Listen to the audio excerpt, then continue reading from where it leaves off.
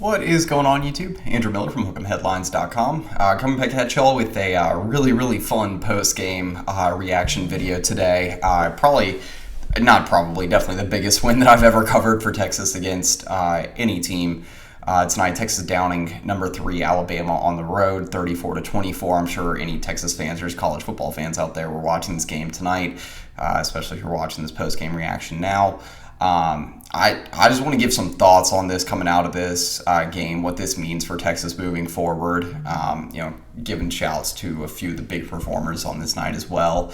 And then, just really kind of soaking up the moment. If you're a Longhorns fan, this is a huge night. I mean, this is the biggest win, like I said, that I've covered the team since 2016. So, going back 10 plus years, this is a massive win for Texas.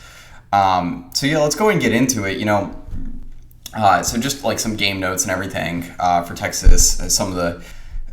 Texas really on the stat sheet just looked better than Alabama tonight. They really outplayed Alabama, I think, through and through. They just didn't convert on some opportunities early in this game. And, there were some key drops in the first half. The third quarter, the offense wasn't moving the ball very well. The defense had some letdowns, but every other quarter, the team looked really precise on target. The defense was was really setting the tone, was holding up well in the trenches, was getting a lot of pressure on Jalen Milroe. The one thing I want to mention before I get into these, one of the most unreal stats that I saw just like from a team level, Alabama allowed 5 sacks tonight. Texas allowed 0. And this is, I believe, the 4th full start, maybe the 5th of Quinn Ewers. Yeah, the 5th full start of Quinn Ewers' career, including the OU game. He obviously didn't play the full game because Texas got the backups in the second half, but the 5th full start of his career where he hasn't been sacked. And I mean, that's absolutely massive for Texas to be able to just respond along the offensive line the way they did. But, just looking up and down the stat sheet, Texas had more first downs than Alabama, 23-18. Not quite the same level of rushing yards because I didn't figure Texas was going to be able to run the ball very well tonight. But the difference was really the passing yards, 349 for Texas to 255 for Alabama. And most of those for Alabama were on, raw out plays from Milroe where he was able to find someone, or like broken plays that just turned into a big gain, and then a couple of key deep balls for Alabama. One of the broken plays for Texas was that 39-yard touchdown pass to Amari Niblack, where Texas just couldn't tackle. They kind of lost where Niblack was on the Y, kind of lost him in space, and Milroe looked like he was going to scramble and then found Niblack down the field on a key third down for the score. But otherwise, total yards, Texas outgained Alabama by almost 100 yards per play. Texas had the edge. Turnovers, obviously huge for, Texas got 2 really huge interceptions in this one from Jaron Thompson and Jahdae Barron. Penalties were obviously huge.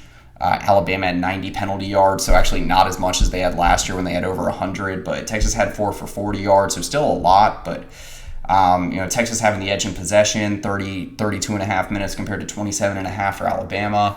And then on money downs, Texas is 9 of 21, so not great, but decent, better than they were against Rice last weekend, which is weird to say. But Alabama 5 of 15, so Texas wins the battle there too. On paper, Texas just looks better than Alabama, and that's crazy to say.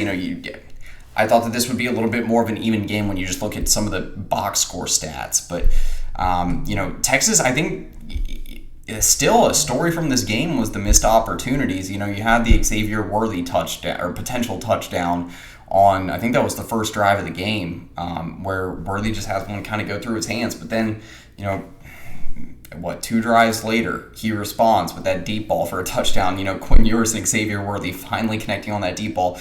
A similar looking play in a sense, not exactly, but a similar looking play in a sense, just in terms of yardage and depth of targets, things like that. And Ewers was able to find Worthy, and it just connected. Last year against Bama, you had that one right before Ewers got hurt that it just clicked, and that one occurred tonight.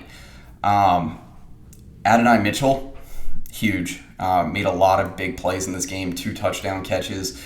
Had 2 deep balls that he connected with Ewers on, and I mean, Adonai Mitchell continues to do damage to Alabama. He's been a big game player his entire career, been healthy, and this night proved that again. JT Sanders, I think, like the low-key MVP of this game for the Texas offense. I think Quinn Ewers is the obvious MVP, but JT Sanders was huge. I mean, Texas was just able to find him in the flats over and over and over again. I want to say, what did he have? 5 catches, 114 receiving yards. Didn't have a touchdown, but that's just because he was getting chunk play after chunk play there in the second half. And then on defense for Texas, Jalen Catalon, can't overlook him. He was huge in run defense, leads the team 7 total tackles, 1 tackle for loss. He was massive. Ant Hill, 2 sacks, second on the team in total tackles with a half dozen. Finishes up with, I think it's 2.5 tackles for loss, multiple run stops too. He was huge. David Benda continues his sack streak. And then I believe Ethan Burke, a sack and a half, at least from my tally on the game. Ethan Burke, huge game.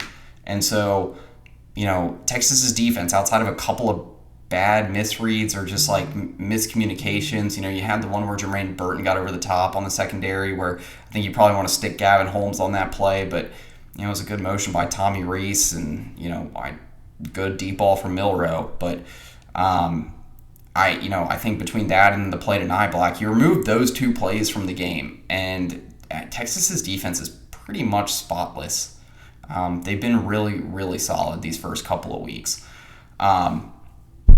Let's go ahead and move into some, I haven't done my article yet as of the recording of this video, but that will be coming later for my takeaways. But, just a couple of thoughts off the dome and, where I feel like Texas is at on both sides of the ball coming out of this game, at least what I saw from both sides of the ball. For the offense, all cylinders were clicking in this game. You had the deep ball going. You had Ewers connecting. I think it was 4 or 5 deep balls in this one. You had the one to Worthy for a touchdown. You had another one to Adonai Mitchell for a touchdown. You had an Adonai Mitchell deep ball where Texas was at its own 6-yard line.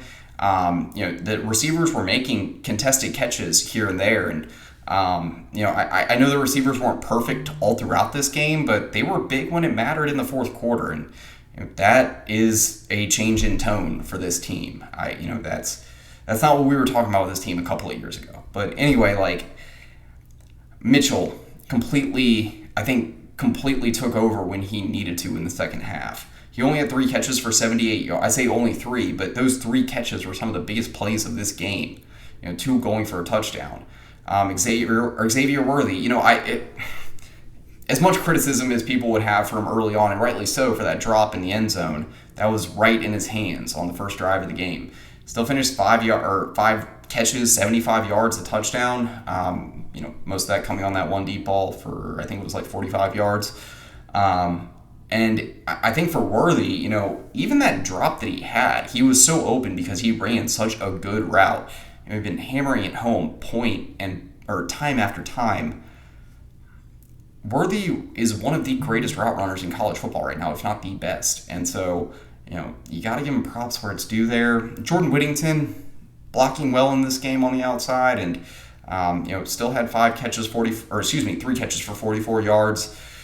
I thought there were 1 or 2 more plays he could have made in this game, but he was pretty solid most of the way. And you got to give a lot of credit too for Jonathan Brooks and C.J. Baxter. The run game wasn't getting a whole lot going here. Baxter finishes up 11 carries, 36 yards. Brooks, 14 carries, 57 yards. So them combined averages around 3.5 yards a carry. But, they got it done when it mattered. Brooks picked up some key first downs there down the stretch to seal that game for the Longhorns. So, again, guys that are clicking on all cylinders when you need them to. That's, again, a huge shift in tone from where Texas was a year or 2 ago. On defense, I thought the pass rush was just spectacular in this game. I mentioned it earlier. Texas had 5 sacks compared to 0 for Alabama. I don't think I would have ever been saying this stat. Because coming into this game, Alabama led the SEC in over the last year, including week 1, and then so basically since the start of last season. Alabama led the SEC and was second in all the Power 5 in team pressure rate and sack percentage from the interior defensive line. And Texas obviously struggled along the interior offensive line protecting the quarterback in week 1. completely flipped the script here. I mean, night and day. If I could say how that changes week over week between Alabama and Rice, it's just preparation. I mean, obviously, Texas just didn't pay as much attention in the last few weeks to Rice as they were to Alabama. It's as simple as that. DJ Campbell, I believe, was one of the starters on the first drive, and then Cole Hudson took, I believe, most of the reps at right guard for the rest of the game. But anyway, I mentioned the defense here. So Ethan Burke, I mentioned this earlier, it just, he had one play in this game where he just wouldn't give up on a sack. I know that Alabama ended up, this was like in the third quarter, I think, maybe the fourth. But Ethan Burke is held on the play. The refs ended up picking up the flag, which I thought it was a mistake, but Ethan Burke gets the sack anyway, managed to get a hand on Jalen Milroe's foot and brings him down. He was big in run defense. He was setting the edge really well. I know that his run defense was a concern heading into the season, but I think he held up really, really well. His length is a problem on the edge, and he's going to be a huge part of Texas's pass rush and just kind of being stout at the edge position moving forward. Byron Murphy and T'Vondre Sweat started winning battles as this game went along, and Texas's interior defensive line depth kind of came to the forefront. But I thought the linebackers played really well. David Benda, Jalen Ford, especially Anthony Hill, all making plays in this game. You got to give them credit. Jalen Milroe in this game, I know in the first half he was making Texas pay with a lot of his runs. He finishes up, 15 rushes, 78 yards. 44 net rushing yards in this game. I think if you said that, especially with the amount of times he ran the ball, I think Texas would take that, 10 times out of 10. And so a lot of that was due to Texas being able to close on him well and just have a spy that was effective. In the secondary, Jaron Thompson has one over the top where just Jermaine Burton's a little bit faster getting there. I think Gavin Holmes played well covering the deep ball in this game. I think there was one PI called on him that was a mistake. It was Isaiah Bond, maybe it was Kobe Prentice that he brought to the ground, but that was, I gotta say, a heck of a flop on the Alabama wide receiver's part.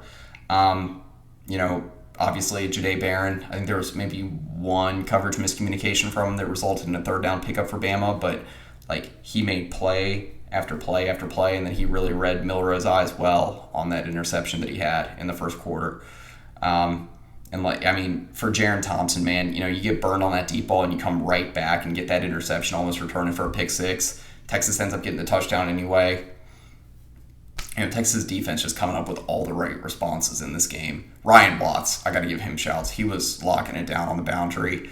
All of Texas's DBs, I feel like, did just a bang-up job in this game.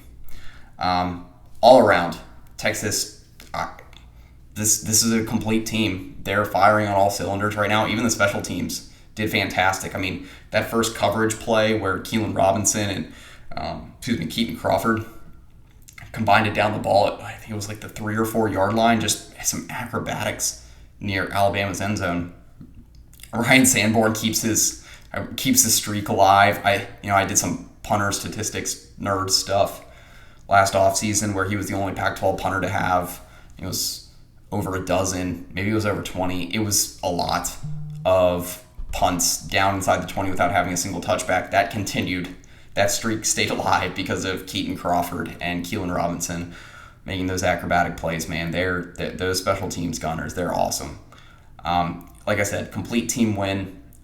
Moving forward for Texas, you got Wyoming next week, who's a solid team. They beat Texas Tech, and Texas Tech against Oregon tonight. I haven't checked that game in a few minutes, but or more than a few minutes, but they played well, and Texas might get a test there. But you got all sorts of momentum right now.